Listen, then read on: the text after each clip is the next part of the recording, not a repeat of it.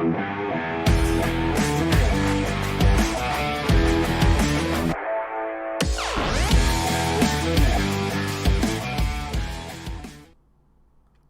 morning, good afternoon, good Merry Christmas if you're in Australia. This is the live stream. I am your host, your Heavenly Father, Kevin Williams, and today we're going to be busy. First off, we got the Hannity interview with Trump. Then we've got sometime around 3 p.m. Eastern, or whenever he starts, Trump's going to do another conference telling us not to panic, especially those of us, the 200,000 Americans who are dead. Stay calm, remain where you are. The last thing we need is a zombie apocalypse, and Hannity points that out in his own special way. So welcome aboard, everybody. Looks like the chat is not working. So, okay. Not something that I do, but I can fix it. Let's do this. Give me just a second here, guys. If you're in the Twitter and you can see this, go ahead and say hi in Periscope or Twitter. I'll pull that up as well, and we'll see what is working and what isn't working. And we'll get going here with Hannity's interview from Trump last night. Give me a moment here, and I will move this up. And if somebody's in the Twitter, I will jump in the Twitter as well, so we know if we even need to keep that there. Sometimes it works. Sometimes it doesn't. You know what? You get what you... Oh, okay, Robin is in there. So that works upstairs. Now let's put the downstairs into play here. Let me find the YouTube broadcast. There it is. And let's see if we can make that work. Give me just a second here, folks. Welcome, by the way. This is the live stream. Hey, Benny. What we do is we chat truth to power. And as soon as we get rolling here, I never know if it's all going to work or not. Sometimes it does, sometimes it doesn't, but we can usually accommodate and make things work. Here we go. This is what we can do. Watch this magic right here, kids. I'm going to take this and I'm going to crop out and boop, boop, boop. And now I got to crop up. Oh, I screwed it up. Hold on. It's going to take a moment. But this can work. Okay. You can't see anything on your screen, but trust me, I'm doing magic on my end. I am doing absolute magic.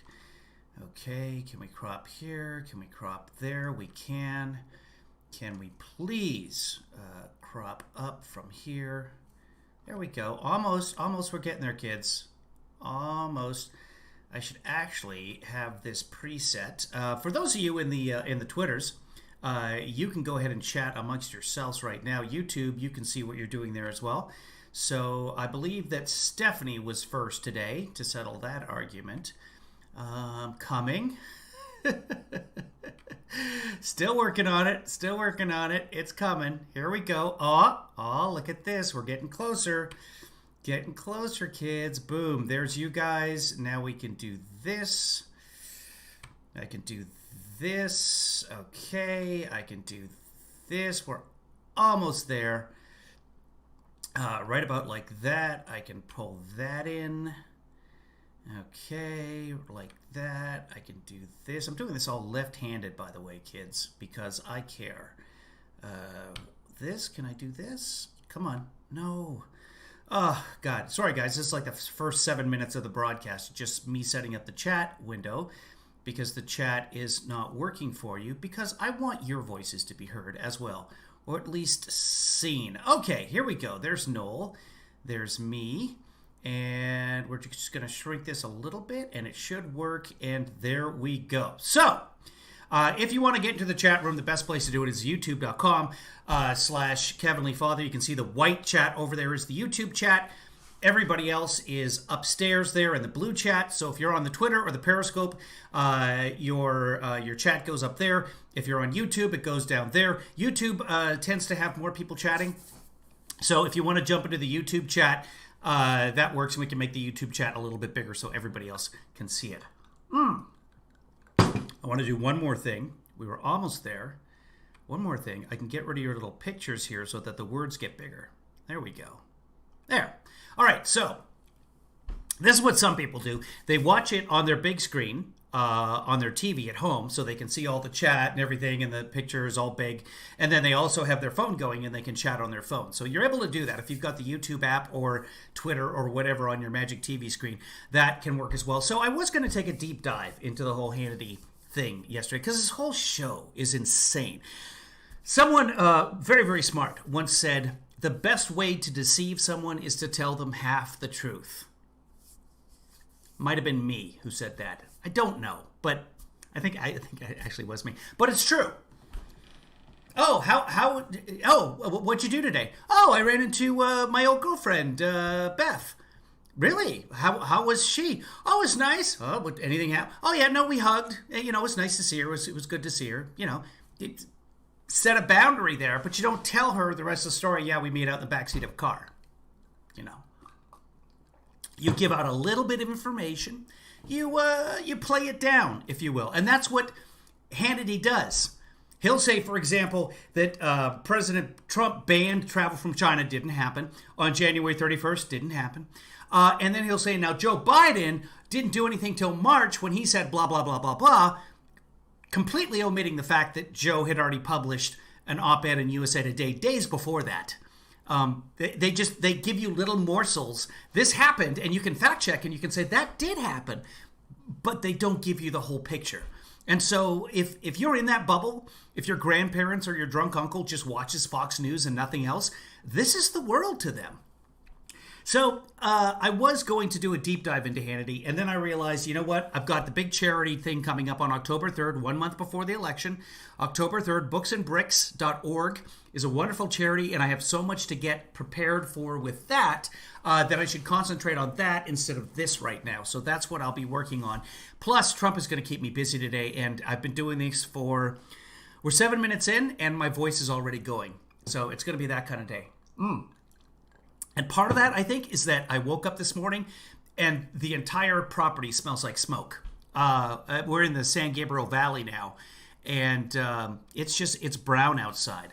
It's not as bad as San Francisco. San Francisco, Oregon, they're literally on fire. I think San Francisco, the city's just gone now. But here in Los Angeles,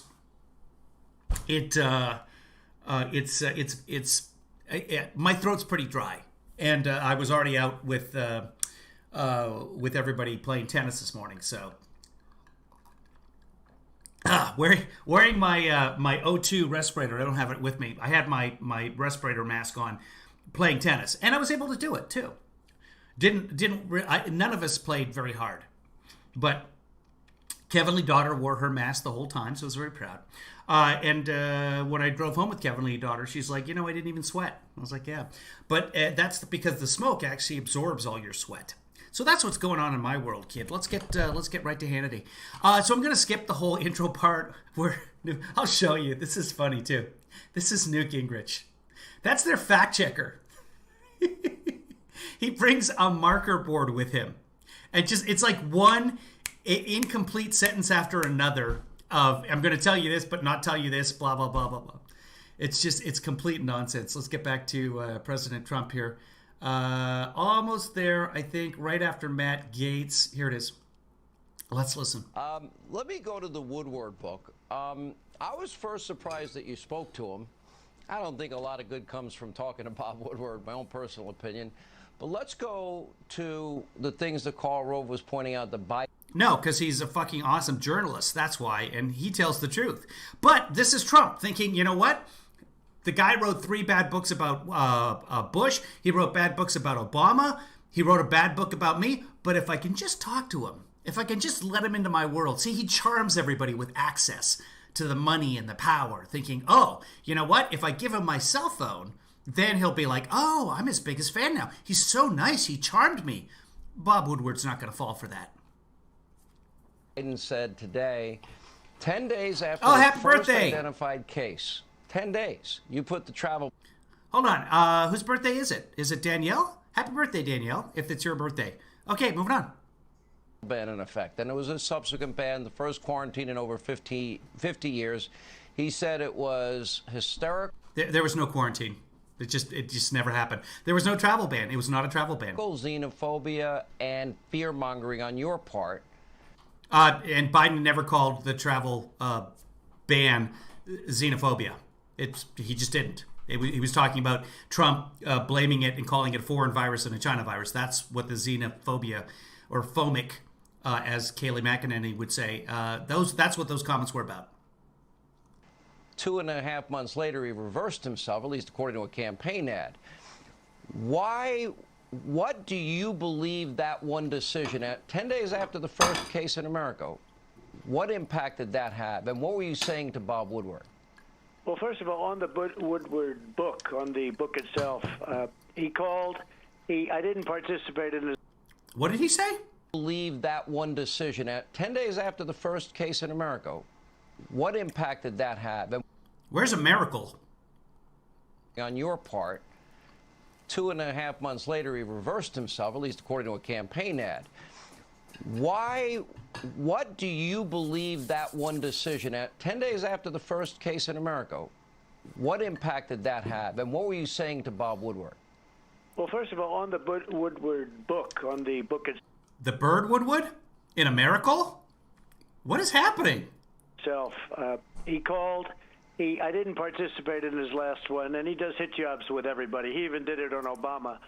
But constant hit jobs on Bush. I guess they did 3 books. They were all terrible. So I figured, let's just give it a little shot. I'll speak to him. It wasn't a big deal. I speak to him, and let's see. I don't know if the book is 18 times. Good or bad. I have no idea. Probably, almost definitely won't read it because I don't have time to read it. But I gave it a little bit of a shot. Sounds like it's not going to be good, but if you look at what I said today, I said, don't panic. We don't want to be jumping up and down and going wild. Don't panic. I'm a cheerleader for this country, and Jack, I've seen the quotes. He couldn't have called it xenophobic. First off, there's tweets, and Hannity actually showed them. And the tweet that he showed from February with Joe Biden calling something xenophobic does not mention the travel ban at all. He's talking about Trump blaming China for the virus, etc. So I'm not believing NBC. In fact, I don't think NBC, haven't watched anything on NBC about that. I do the fact checking myself. As well, you can actually go find Joe Biden speak in New Hampshire as, I'll just ask you this, Jack, since you obviously know quite a bit. When did Trump announce the virus? Or, sorry, when did Trump? He never did. He downplayed it. When did Trump announce the travel ban? Just answer that question for me, Jack Squat. I don't want to see panic. And I thought what Matt said was fantastic because we would have lost 2 million, 2.5 million lives instead of the number we're talking about. Anything above 1 is no good. It's no good. We can't have it. It was China's fault. They sent this to us, and it's no good. But I thought I'd give the Bob Woodward some time. I gave him some time. The Bob Woodward? That's a lot of respect, but, honestly, how many Pulitzer Prizes, right? But as usual with the books he writes, that didn't work out too well. Perhaps, I don't know. Maybe it's good. Who knows? But as far as the timing is concerned, I did something very important. As you know, at the end of January, I banned China because the people from China, because they were heavily infected. And I had a lot of people, including Dr. Fauci, and I don't say that with disrespect. That's really what he believed. But a lot of people believe that we shouldn't ban him. It was no reason to ban him. And Biden was going around for many, many weeks after that saying... No, Biden wasn't. But he's saying, again, somewhere along the line, he decided that Dr. Fauci told him not to ban. And that's just not true. Hold on. I'll bring you guys back. Give me a second. There we go. The travel ban was Dr. Fauci and the other scientists' idea, the ban. Here's Dr. Fauci talking about it way back in March. He's asked, does the president take your advice? And here he is. You do. Is that the travel restrictions? No, the travel restriction is separate. That was whether or not we wanted to go into a mitigation stage of 15 days of mitigation. The travel was another recommendation. When we went in and said, we probably should be doing that, and the answer was yes. And then another time was we should do it with Europe, and the answer was yes. And the next time we should do it with the UK, and the answer was yes. So, yeah, it was a recommendation from the doctors. It wasn't Trump coming up with his own idea. And now he says Fauci told him not to do it. But this was back when it was actually happening. The travel ban from China was the doctor's idea. Europe was the doctor's idea. Hey, you should do it with UK, the doctor's idea. It's not even going to be a problem. You covered it incredibly. Actually, Karl Rove covered that incredibly tonight. With his marker boards. And no, he didn't. And just incredibly, actually. And it wasn't incredibly. And they were all going around, no problem, no problem. Everybody, practically everybody. Yeah, right. Stop the xenophobic fear-mongering. Right, because he kept calling it the China virus, Jack. Find the rest of that quote. Again, Jack, I've asked you a question. It's really simple. When did Trump announce the travel ban? That's it. Just answer that question. Stop trying to obfuscate. Try and stay on task, please, Jack. Nobody had any idea it would be as violent. Yeah, Jack had to run out of and find a tweet or a quote out of context from 3/18. Yeah. Also, you can find that on the 31st, and you can find that on February 2nd. None of which refer to the travel ban, Jack. But I want you to answer this question: when did Trump announce the travel ban? As it turned out to be, and we studied it, we understand it. Now we're opening up. But we could have lost 2 million, 2.5 million, maybe even more than that if we did it a different way. And if we did nothing at all. We've done a really good job. And if you look at our numbers, our fatality numbers compared to other countries, we're in really, I mean, it's amazing what we've done. We've been able to do something that a country, especially with the kind of size we're dealing with. Fatality numbers are the numbers of dead. He might be saying mortality rates or something. He said fatality numbers. The number of dead, yes, it's incredible compared to other countries. Many, many, many more dead here in the United States.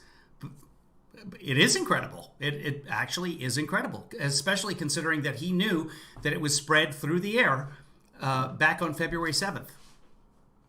We've done an incredible job. I watched your press conference today, and the general tone of the questioning was that you misled the country because you told Bob Woodward on February 7th, this looks like it's going to be 5 times as bad as a normal flu virus. I think most Americans may not even know that there are years with the influenza virus that we lose tens of thousands of Americans. It's not uncommon. But your actions just 7 days earlier were you put a travel ban in effect, and a quarantine in effect, again, hasn't been done in 50 years. There's no quarantine. That's just absolute nonsense. So actions mean something, and you taking it seriously was very clear then. So Hannity's argument now is that actions mean something, but the things you say as president mean nothing. The things you were recorded saying, they don't mean anything.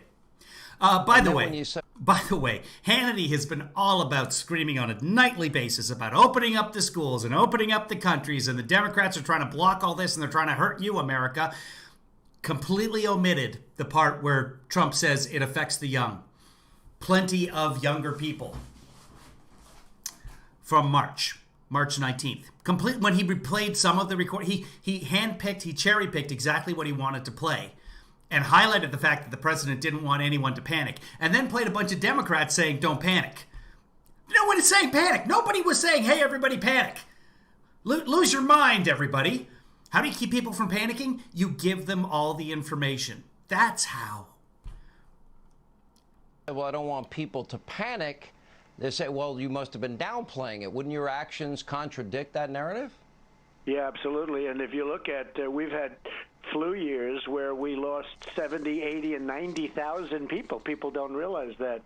But if you look that and multiply that times 5, it's actually more than we lost. Now, we could have lost 2 million, 2.5 million, as Matt said, if we did it a different way.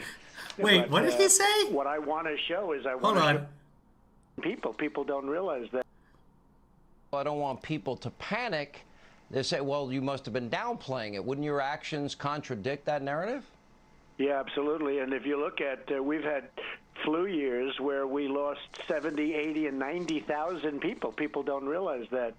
But if you look that and multiply that times 5, it's actually more than we lost. Now, we could have lost 2 million, 2.5 million. So if you take the worst flu year and multiply it by 5, then we're doing a fantastic job. Oh, okay. Million, as Matt said, if we did it a different way. But what I want to show is I want to show a calmness. I'm the leader of the country. I can't be jumping up and down and scaring people. Are you, though? I don't want to scare people. I want people not to panic. You don't want to scare people with the caravans or with Biden winning and the suburbs burning to the ground, with the Democrats taking power and nobody being spared, everybody being terminated, the last thing you want to do as a president is cause fear and panic. True. And that's exactly what I did. And if you look at the representatives of Joe Biden, you see what they were saying. They said, no problem, this won't be a problem. He didn't think it was going to be a problem until months later. He was not way late. true at all. He was way. Literally wrote an op-ed in USA Today on the 27th of January saying, we're not prepared for this. This could be bad. And the president did away with the pandemic team, etc. All of these things should be put back, and we got to get on the ball immediately before this travel ban. Way late. And I was at the end of... Trump, before this year, he was on INHANNITY, remember, way back at the meeting. He didn't know that people died from the flu. That's a surprise to him. He was at the CDC saying the same thing. We were far ahead of everybody because I did something nobody wanted me to do. Nobody wanted me to do the ban on China. And then, as you know, shortly thereafter... As we just saw, the scientific community, the doctors came to him and said, hey, you might want to pause travel, which he didn't do. I did a ban on Europe. That was, frankly, even more controversial. And that was good because I saw what was going on in Italy and in Spain and in France. And we did a ban there. And if we didn't do those bans, we would have had numbers that were much, much more. And if we didn't do the shutdown and now the reopening, and they should do the opening faster. If you look at some of the states like North Carolina, Pennsylvania, you look at what they're doing. They're shut down. They're still shut down. Michigan is terrible. It's still shut down. And that's a shame. It's a shame. They don't know what they're doing, frankly. Here's Trump on the flu. This is the CDC in March, back when he said anybody who wants a test can get a test. Also, considering the fact that last year you had approximately 36,000 deaths due to what's called the flu. And when I first heard this 4, 5, 6 weeks ago, when I was hearing the amount of people that died with the flu, I was shocked to hear it. Anywhere from 27,000 to 70,000 or 77,000. Over the last long period of time, when people have the flu, you have an average of 36,000 people dying. I never heard those numbers. I would have been shocked. I would have said, does anybody die from the flu? I didn't know people died from the flu. 36,000 people died. 74-year-old man did not know that people died from the flu. And he's in charge of the pandemic response.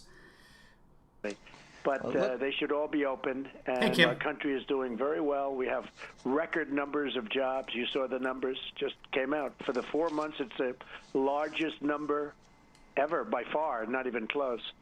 And retail sales, the same thing. It's record numbers. So we're opening up with a strong V, not just a V. It's a very strong V. Not a super V? And we're going to have a tremendous year next year. We're going to have a very good quarter. And that's what happened to the announced super V? Before the election. But there's voting going on now. Yeah. You see Joe Biden, he makes very few appearances. The media seems to be willing to, I don't think he's answered 100 questions since March. Maybe not. You've answered a couple of thousand plus questions in that period of time. Do you think the media is giving him a pass? Do you see, look, everybody that I meet, that I run into everywhere, and even people in the media, interestingly, quietly, and Democrats I know Yeah, Trump's grandfather died. It doesn't say specifically the flu, but the thinking is that that's the case. But yeah, it's, again, he didn't know.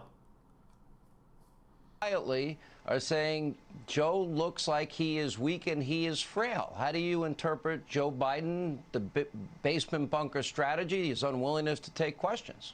So FDR was fairly weak and frail, and he got elected to office 4 times. Led us out of a war. Got us through a war, out of a recession. Well, the media, in terms of what they're doing, is actually worse than what you're saying, because it looks to me like they're asking him a question and then he's reading an answer off the teleprompter. Now, that would mean that, like your friend over there, Donna Brazile, he has who Fox brilliantly hired. He sounds like your favorite host. Time. Donna Brazile, that's another real great one. But it would look to me like he's been given the questions and he's reading the answers, but that would mean that the media is giving him the questions. They never gave me the questions, I can tell you that. It's like we have some pretty wild times. But you can't read anyway. They hit me with the worst possible questions possible. And you have the worst possible questions possible. They hit him with the worst possible questions possible. And the department that gave him those questions, the Department of Redundancy Department. To be able to do it, and if you can't do it, you can't be a politician. You certainly can't represent our country, because when you deal with President Xi and Putin and Kim Jong-un and all of the people you have to deal with, in all due respect to the media, they're much tougher, they're much smarter than the people I have to deal with in the various rooms and outside by the helicopters and all the places I'm willing always to take questions. But I don't get any help in terms of here's the question and you can read an answer to it. I've never seen anything like it, and frankly, I think the media is disgracing themselves. But it's obvious that Joe is reading the answers off a teleprompter in many cases. That happened yesterday when he said, "Move it closer." A woman asked him a question, I think is "Move what he it closer," said. meaning they're both wrong. He said, "Move it up there." He was talking about the screen on which he was watching the recorded question. They wait, I'll Biden this. There we go. He was looking, they had recorded questions that they were playing him, plus there was the delay because the questions were from somewhere else. Maybe he was looking at a teleprompter, but then watching the response, he clearly wasn't reading from a teleprompter. But they both got it wrong. Both Trump and Hannity. Move it closer, move it down. No. He said, move it up here, because he wanted to see the screen on which the question was being asked so he could respond to the image on the screen. But okay. But when someone's reading a teleprompter, you can tell their eyes dart just a little bit. I have a teleprompter. I'm reading one right now. And you can see that as I read, my eye... No, you can't see because I've got my resolution turned down so low. Anyway, so they're both wrong. move the teleprompter closer. It's terrible. It's actually terrible. Up. It got ignored today. You added today 20 additional candidates to the previously used list of potential justices. Quote, in the mold. Remind me, guys, to share with you. I haven't had a chance to capture it yet, but Jake Tapper interviewed Biden yesterday, and Biden put a bright side on Trump's. Yeah, Biden put a bright side. Gave him some credit, and I'll have to capture that later, but not right now. Of Scalia, Thomas, and Alito. Among them, Senator Tom Cotton, Senator Ted Cruz, Senator Josh Hawley, people well known to this audience. Why did you want to release them? And you're also calling on Joe Biden to release the names of people he would like to appoint to the U.S. Supreme Court. Because outside of... Which no one ever does. Trump is just doing this for some reason. Are we just waiting on people to die? War and peace, the most important thing a president does is select Supreme Court justices and judges. You know, we're going to have probably over 300 by the end of my first term, which is a record. Over 300 federal judges and Court of Appeals judges, too. So that's a number that nobody thought even possible. And hey, Green Room. Hey, folks, if you're on Facebook, I don't know if your chat is showing up at all. So if you're watching on Facebook and you want to get into the chat room, just switch over to YouTube, youtube.com/KevinLeeFather. We will have that number, and it'll be all confirmed and done and great. And also Supreme Court judges or justices. And the whole country, it depends on these decisions, which way you go, whether you have a Second Amendment or not. I mean, the Second Amendment would be under siege. If I wasn't here, you wouldn't have a... I just posted the link to the YouTube chat, and because of the way chat's working today, it's only showing up in the YouTube chat. So if you're in the YouTube chat, go ahead and click on the YouTube chat, and then you can be in the YouTube chat. That's why I'm not in charge of anything. Why are they shooting? Is this like a hidden briefcase camera? You guys can't see it. Hold on. I'm going to show this to you because it's weird. Let's see if... Yeah. Look, this is the Trump image that they're showing right now. So this is like a wide angle. It's a fisheye lens being shot out of someone. Did someone walk by the Supreme Court building with a camera in a suitcase? Are they casing the joint? What is happening over at Fox World? Second Amendment right now. You wouldn't have a right to guns. You would, whether you had it or it was just almost totally obliterated, but it would be in a very different form than you have it now. I've kept it totally as it was. and it's something I'm very proud of. And people, I think it's a real voting issue, a Second Amendment. Life, you look at that.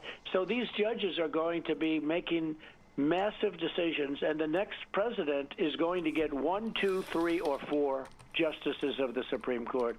I have 2. That's actually considered a lot. You've had many. Sometimes he says 5. You've had many presidents, frankly, where they didn't have. I think they had none. Many of them had none. You know, they stay on there a long time.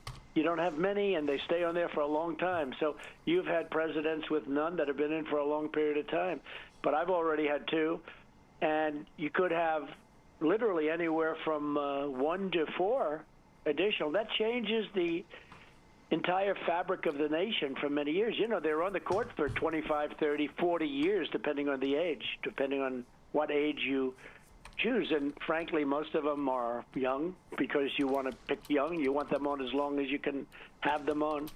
So it's a very, very important thing that's happening. And I felt that I should announce the list, and from which I will only pick.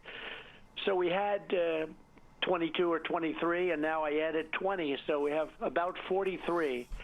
And it will only be from that list that I'll pick, whether it's 1, 2, 3, or 4. It'll only be from that list, so everyone can look at that list. You won't be picking any. Don't worry about it. They'll be happy or not happy. I feel bad because he wasted so much time with that list. This was something that I came up with the last election. I think it might have been one of the reasons for my success in the election, because people weren't sure who would I pick, and I actually put out a list of 20 and then 25.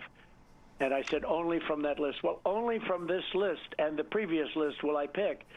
Joe has to come up now with a list. He should come up with a list. Otherwise, people can't vote for him. Well, right after you come up with your taxes.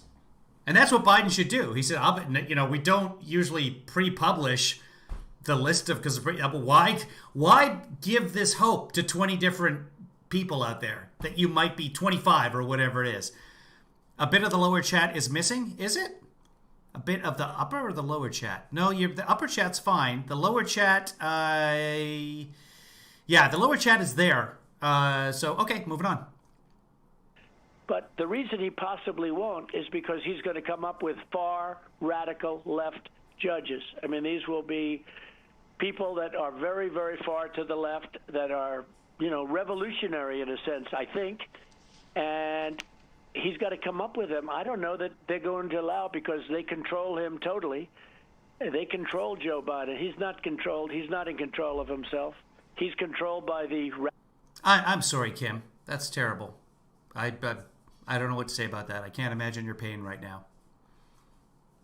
Radical left. It's a very dangerous part of our society, and he is totally controlled, and he's not going to be able to name Democrat judges that are in the middle someplace, or judges are nonpartisan, or normalized, people that are like normal people. He will be forced to pick extremely radical left judges, and I don't think you can get elected if you do that. If you do what he has to do, well, they have to be confirmed by the Senate, so we're okay. It's all right. Calm down. Just name the judges that he's going to pick, or the justices soon to be that he's going to pick. I don't. For those of you watching on the phones, our friend Kim, who's a regular here on the broadcast, it's 1 year since she lost her husband, which is what I was referring to. So our thoughts go out to you, Kim. I don't think it'd be electable. So he's got a real problem. Let me go to the issue of national defense. As president, the largest military buildup since the Reagan years. First pay raise in many, many years for our military. I love Chilliwack. Gone, gone, gone, she gone so long. She been gone, gone, gone so long. Gone, gone, gone, she gone so long. She been gone, gone, gone so long. Ever since you left me, my life has been so low.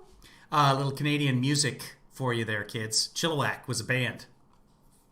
Resolve the VA hospital scandal that existed in the Biden-Obama years. You removed the rules of engagement, which allowed you to beat the caliphate in Syria, which Joe and Barack were not able to do. You got Soleimani, Baghdadi and Associates.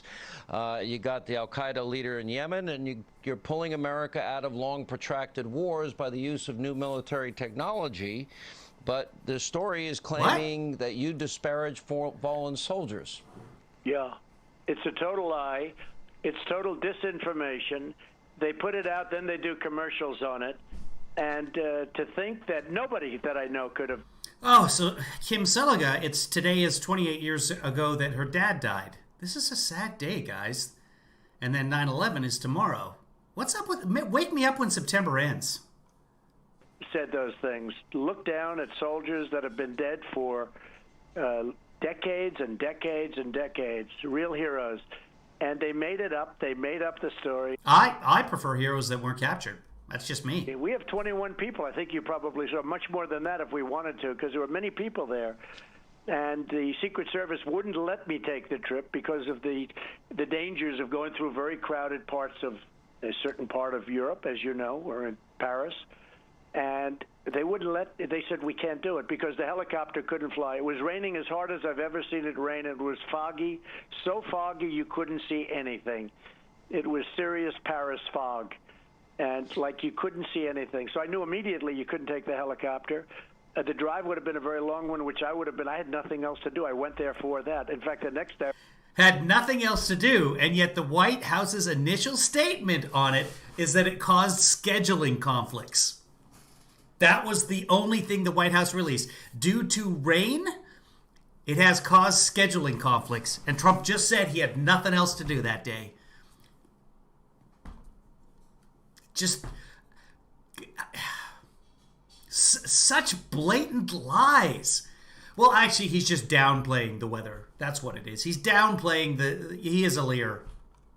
I went to another cemetery, and by the way, it was pouring, but not nearly as... And somehow General Kelly managed to get to the cemetery that day, even with the rain and the fog in which you could not see. General Kelly had nothing else to do that day. Hard, but it was pouring, and I made a speech in the rain. No umbrellas, no anything. You know, they said, it's just disinformation. I didn't want to get my hair wet. I've had my hair wet plenty of times. I made plenty of speeches in the rain. And if I didn't, you wouldn't be president right now. That I can tell you. So, who wouldn't be president? Did he just say you wouldn't be president right now? He's losing it, kids. Rain. No umbrellas, no anything. You know, they said, it's just disinformation. I didn't want to get my hair wet. I've had my hair wet plenty of times. I made plenty of speeches in the rain. And if I didn't, you wouldn't be president right now. That I can tell you. So, guys, all along, Hannity's been the shadow president. Hannity is the president. Listen. No umbrellas, no anything. You know, they said, it's just disinformation. I didn't want to get my hair wet. I've had my hair wet plenty of times. I made plenty of speeches in the rain. And if I didn't, you wouldn't be president right now. Sean Hannity, there it is, from Trump's mouth. Sean Hannity is our president. Wow, okay. Honestly, it really doesn't change anything. I can tell you. So it's disinformation. They made up a... I can show you clips of Trump with umbrellas. Story about two disgusting words that they say I said, and I didn't. And I have many witnesses. We have 21 witnesses. They only have sources. If you read the article in The Atlantic, it very specifically says senior staff that he said suckers and losers to. But they're trotting out the aide to so-and-so and the barber for the dog's vet and the... Sources say there are no sources. They made it up. It's a bad guy. It's a bad failing magazine called The Atlantic. And, of course, the thanks for the PR. Media picks it up, and then they do television commercials. We put them a notice, don't do it, take it down. And I've worked too hard on the military and making it really great again. That's what we've done. We've rebuilt it. It was totally depleted when I took over. It was depleted, it was tired, it was exhausted from all these endless wars where our soldiers are being brought back, because I can't stand to see them coming back in shape. When they're not really fighting, they're really serving as police forces over there. We're not fighting to win, and they haven't fought to win. But I knocked out ISIS, killed Soleimani, killed al-Baghdadi, did things that Obama can't even think about doing. When I took over, ISIS was all over Syria, it was all over Iraq. But I want to get out of there now. We've done it. Let them protect themselves. And there's plenty of countries over there that can do it. Let me ask you about the violence that has been going on well over 100 days in American cities. New York, obviously. That's true. God stopped the rain at his inauguration, Olix. That is accurate. Chicago, we have Portland, we have Seattle, we have Los Angeles, we had Kenosha. 3 cities that did request your help and assistance, D.C., Minnesota, Kenosha. You were able to send in the Guard. They restored order. You've been begging the de Blasios and Mayor Lightfoot and Ted Wheeler and the governor the mayor of Seattle, pretty much begging them to allow you to help them restore order. Joe Biden had said at one point, police become the enemy. He wants to reallocate funds. Kamala Harris was for the reallocation or defunding the LAPD, $150 million. You got $1 billion now cut from the New York PD. Why do you think that these mayors and governors steadfastly refuse your offered assistance to restore order? Well, Kenosha is a great example. That was ready to burn down after 3 nights, and we went in. They pretty much burned down Kenosha. In with the National Guard and just closed it out. It took like so quick. And Minneapolis is another example. The problem is it was burning for 2 weeks before the National Guard came in. And once the National Guard came in, it was over. It took, you saw it, 45 minutes to 1 hour, and it was all over. This was going on for weeks, and we would. No. George Floyd was killed on the 25th of May. Tim Walz, the governor, called in the National Guard at 11 a.m. on the 28th. That's less than 3 days. So this whole 2 weeks, weeks and weeks, this is just absolute bullshit. There's something very wrong with this man. He doesn't understand how time works at all. Minneapolis is another example. That was the problem is it was burning for 2 weeks before. No, it wasn't. It was 3 days. Before the National Guard came in, and once the National Guard came in, it was literally 2 nights. Over. It took, you saw it, 45 minutes to 1 hour, and it was all over. This was going on for weeks, and we would do the same thing. We were ready to go into Seattle. They took over 20% of the city, a big chunk in the middle. 20%. Hold on. For those of you watching for the first time, here's Seattle. This is how much CHOP or Chaz was in Seattle. See that little pink dot in the middle of your screen? Hold on. I'll zoom. I can't even zoom in on it, actually. That's that little pink area right there. That little tiny. It was 3 blocks and a soccer pitch. That was Chaz.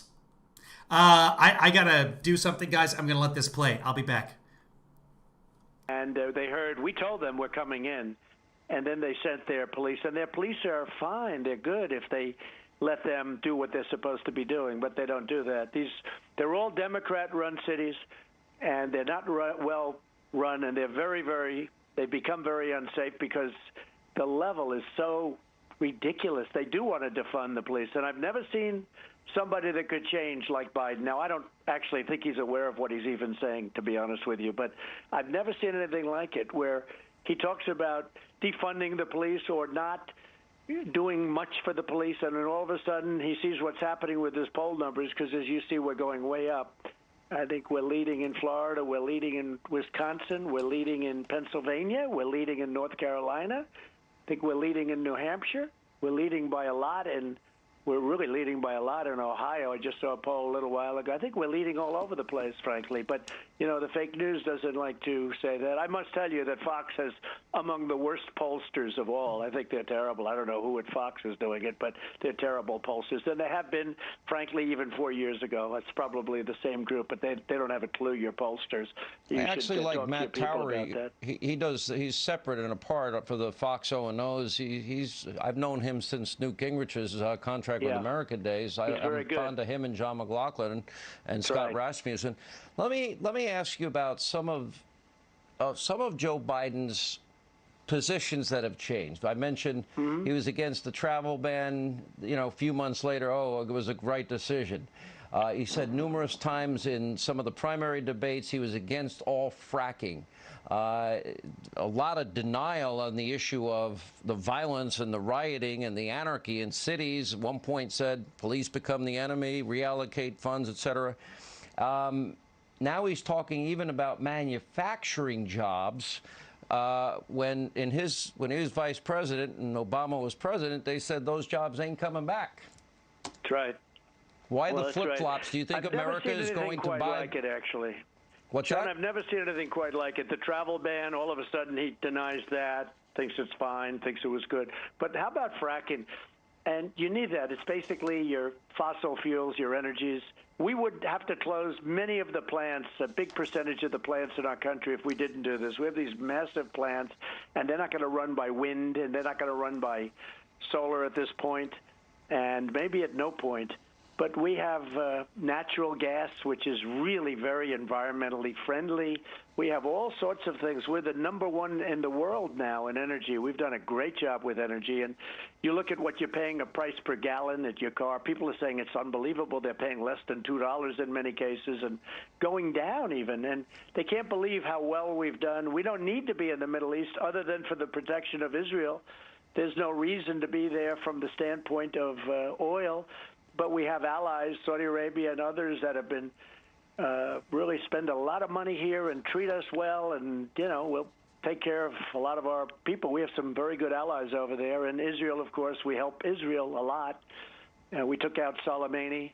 We took out a lot of problems they were having over there, or they would have without us. Without us, I don't think any of them would survive for very long.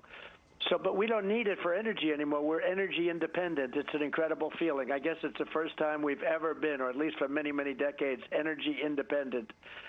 And you look at the price of energy. If Biden ever got in, he was talking about no fracking very strongly. And his super liberal running mate, who's the most liberal person, more so than Bernie, rated the most liberal in all of the Senate, Kamala. If you look at what she said about fracking, there won't be any fossil fuels, there won't be any fracking. And they were all disciples of AOC and AOC plus 3. And it's ridiculous. But they constantly talk about no fracking. Then all of a sudden he sees his poll numbers going down, and he sees, Texas wants oil. I say they're against guns, they're against oil, and they're against religion. That doesn't do well in Texas or Pennsylvania or North Carolina or just about any other place that I can think of. And it's incredible. But they'll change in an instant and pretend like nothing ever happened. They'll say, "Oh no, I'm okay with fracking." But he said it the other day. Biden said it the other day. He said, no, fracking is okay. We're going to grandfather it. We're going to do something with it, but fracking's okay. And yet he just ran for months and months where he's fighting fracking. And I don't think she could possibly say it. She's been fighting it for years. But the bottom line, they will go back to where they come from. Where they come from is no oil, no fracking, no drilling. Religion, look what they're doing to religion. They don't let your churches open. They let a casino open, but they won't let your churches open. They'll let protesters protest in the streets without masks by the thousands, but they won't let your churches open. So it's religion, it's oil, and it's guns. And those 3 items alone, how can anybody even run? George Washington and Abraham Lincoln as a combo, as a combination, couldn't win.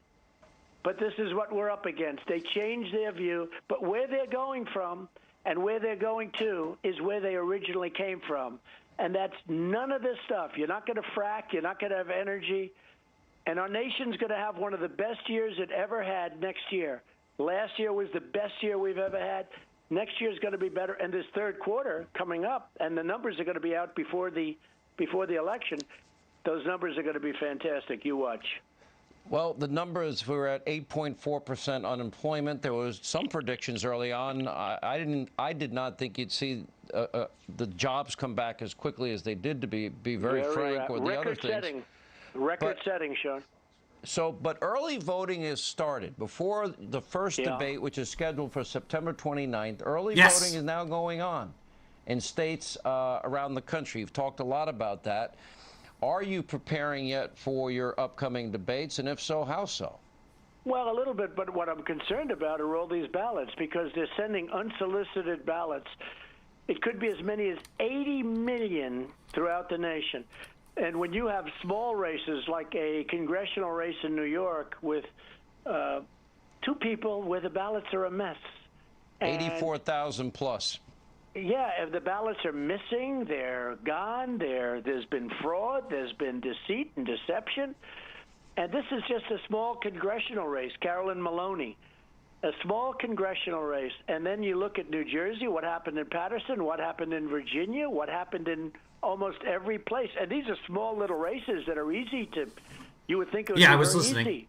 But it's terrible. And now we're sending out 80 million ballots. And they're unsolicited. 900,000 So people filed for unemployment yesterday. Well, last week. That don't even know they're getting them. And that takes the enthusiasm away a little bit because we have this massive, the largest ever, they say, the difference in enthusiasm. Hi, David. But if people are going to start walking up to You're your not door wrong. and saying, do you want to sign this? They'll say, I don't want to vote. Well, sign this. Okay, I'll sign it. There's no enthusiasm necessary there. It's really a corrupt system. And you watch, they have a plan, and the plan is not a good plan. I know. I watched that on CNN yesterday, Robin. They've lost Ben Ginsburg. The Republicans have lost Ben Ginsburg. He's the lawyer that they always trot out when there's some sort of election dispute. He's a GOP member, lifelong. You remember him from Gore v. Bush in Florida. If there's some sort of election law going on, you're going to see Ben Ginsburg for the Republicans out there. He was on CNN yesterday saying this makes everybody sound ridiculous. He had some great quotes too. He's got a way with words. And I don't want to misquote him. Basically saying this is how tyrants do things. And they look to tie it all up because they can't control the ballots on a small congressional race. And is he still watching, Todd? Todd? Even than that. And now you're going to control 80 million ballots? I don't think so. Well, Attorney General Barr has warned about it. The Heritage Foundation has identified almost 1,000 convictions on the issue of voter fraud, almost 1,300 examples of voter fraud. The election is now, anecdotally, there's been reports that... You can look at the Heritage Foundation. They have a list of all the voter fraud, but you won't find, for example, the 17,000 ballots or 1,700 ballots, whatever Barr said, that were gathered up and sent. It's all nonsense. He quoted 1,700 ballots or 17,000 ballots or something in Texas, and I'm like, what? He's like, yeah, the absentee ballots, and they were harvested, and I was like, how would I not know about that? Because I've read all of the Heritage reports or Heritage Foundation's reports on mail vote, and I would have been like, hey guys, no, there was this one case. Didn't happen. Complete misrepresentation. Maybe your campaign is short on cash. I made some calls today. My sources say that is not the case. I'm a little shy of $300 million, but I was told by a friend in Florida that Joe Biden has 3-to-1 ads running against yours. Is this a strategy you're waiting, or is this something that you didn't want? Maybe you're just ramping up after Labor Day. So 4 years ago, I won it in the last month. And we have about 3 times more cash now than we had then. And that's without me putting up any. If I needed extra. Do you have FBI investigations? They're going to be announced 9 days before the election against your opponent. Do you have that?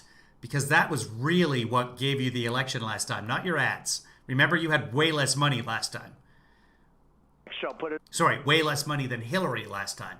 Not way less money than he does now. Up myself. I said that 2 days ago. I said if there's any necessary extra cash. But we have a lot of money coming in small donors. I haven't been heavy on big donors because I don't want to call them. When you call big donors, you sort of put yourself in a very compromising position. When somebody puts up a lot of money, you're in a compromised position. Whether you say it, whether you don't say it doesn't matter. And what I like are the small donors. But no, we have substantially more, 2 to 3 times more than we had 4 years ago at this time, and 4 years ago we won. But if we needed any more, if I saw that we were going to need more, I would put it up myself. Absolutely. Mr. President, we have an election, and we have less than 20 seconds for you. An election in just 55 days. 20 seconds, what this means to you, this election, and what does it mean to the country? If and when we win, we're going to have the greatest economy in the history of our country. It'll be next year, and you will see numbers like you have never seen with tax cuts and regulation cuts further. Already done the biggest tax cut in history. Nope. But we're going to do a great job, and we're going to keep the 7th largest since 1980. Our military and our vets very, very happy. Mr. President, from the White House tonight, thank you so much for joining. Going to keep the losers and the suckers our military very, very happy. Speaking of happy, We're going to be back very soon because Trump's going to be speaking in a moment. Let me ask you guys, do you want me just to leave this open and the chat can run, and then when Trump gets going, I got a bunch of stuff to do. I'm a busy, busy day guy. But I can keep it rolling, but we don't know when Trump is actually going to get going with his press conference. It could be, right now it's coming up on noon Pacific. It could be 12:30 by the time he gets going. A couple of times lately, he's actually started a little bit early. Let me just check C-SPAN. But what do you guys want to do? Do you want to just, I can keep this open and you guys can keep chatting, or we can take a break and come back? What do you guys think? Let me pull up a window here. How about this one? There it is. Let me go to the C-SPAN, and I checked a few minutes ago. It was still set for 3 p.m. Eastern. It is, which is 2 minutes from now, but that won't. Okay, I'm gonna be back and forth. I will start this window up in a couple of minutes. What can I show? Oh yeah, so something. Well, we can go back and watch a little bit more of Hannity from earlier. I'm just sitting in my studio watching it rain outside. Your studio? What do you do, Chris? What kind of studio do you have? So I got nothing to do. Okay, hold on. Let's go. We'll run through the fact checks here. Their fact checker. Very quickly. So Dr. Fauci, they played excerpts from Dr. Fauci yesterday, all of them completely out of context. Dr. Fauci yesterday on Dana Perino's show, which John Roberts was hosting, was very diplomatic. I'll show you that, actually. It's fine. I'm not even going to show you the Hannity out of context. Yeah, Phyllis was very funny yesterday. We wanted to give props out to Phyllis for being funny in the chat room yesterday, so thanks, Phyllis. What's the Dana Perino show? Dana, hello. The Daily Briefing, that's what it is. Let's go to the Daily Briefing from yesterday. It would be on right now. Let's go from yesterday and let's just look at the Fauci and see if he vouches for. So back in February, according to the Woodward book. Here we go. Getting any sense that he was distorting anything. I mean, in my discussions with him, us and what we told. So this is Dr. Fauci. Again, he has served 45 presidents, so he knows how to stick around. He's always been very diplomatic, but I've shown you multiple times where he's corrected the president. Never sort of directly to his face. But he knows how to be diplomatic about these things. He tiptoes. This is Dr. Fauci from yesterday being asked, did Trump downplay the things that you told him? Told him and what he ultimately came out publicly and said. So did you get a sense that he was or wasn't playing this down? No, I didn't. I didn't get any sense that he was distorting anything. I mean, in my discussions with him, they were always straightforward about the concerns that we had. We related that to him. And when he would go out, I'd hear him discussing the same sort of things. What the hell is wrong with Dr. Fauci's camera? It's very shaky. Come on, Dr. Fauci. He would often say, we just got through with a briefing with the group from the task force and would talk about it. So, no, it may have happened, but I have not seen that kind of distortion. So back in February, I have not seen that kind of distortion. Wait for it. According to the Woodward book, the National Security Advisor Robert O'Brien went in with his deputy Matt Pottinger and said, this is the most serious crisis that you're going to face, at least in the immediate future, because this thing is really bad. The president seemed to acknowledge that it was really bad, but then we saw him come out and say it's going to magically go away. It's no more serious than the flu. I mean, the conversations, I know there's probably not a lot of things you can tell us about the conversations with the task force and the president, but was it your sense that this was very serious, but that the public messaging was... We got the audio for the president's press conference in the background, so we'll cut over there as soon as it gets going. It's a little bit different? You know, John, I really am hesitant to comment on that because I don't know in what context we're asking that question. I mean, obviously... See how he just dances around it? He's so good at this. He's like, I just, like, what context? He's being evasive, but he's such a nice guy about it. I mean, he kind of has to. If Fauci goes away, we're doomed. When we would be speaking to the president, we talk about the cold facts. He would get them. You know, often he would want to, you know, make sure that the country doesn't get down and out about things. But I recall anything that was any gross distortion in things that I spoke to him about. Right. So you were qualified that in things that I spoke about. comfortable. Yeah, I don't think he ever distorted things that I spoke to him about. So you Repeated were that comfortable he with the way spoke to that him he was about. delivering the information that was discussed in the task force to the public. Touches his face. Yeah, but remember, I'm a small frame in the big picture of what. When people are lying, they touch their nose. That's like the oldest how to tell if someone lying trick in the book. They touch their nose. So your nose begins to itch when you start lying to people. Yeah, I don't Fauci. think he ever distorted things that I spoke to him about. Yeah, So said you it were the right way comfortable that I with the way spoke that to he him. was Say it again. delivering the information that was discussed in the task. He knows that things were distorted. He's like, oh, what just how to that I not something that I specifically. Maybe one of the other Force to the public. Yeah, but remember, I'm a small frame in the big picture of what goes on. Stresses again. I very little information comes out. This is just but specifically the words that I said to him and nobody else. But, I would go in, Dr. Birx and I and Dr. Redfield, we would talk to him about the things that were going on out there. And then we would get up. I know you were in the audience often. We would get up and go in front of the cameras and talk a little bit about what the discussions were. And within that context, John, I don't think he said much different than what we said when we were in the Oval Office.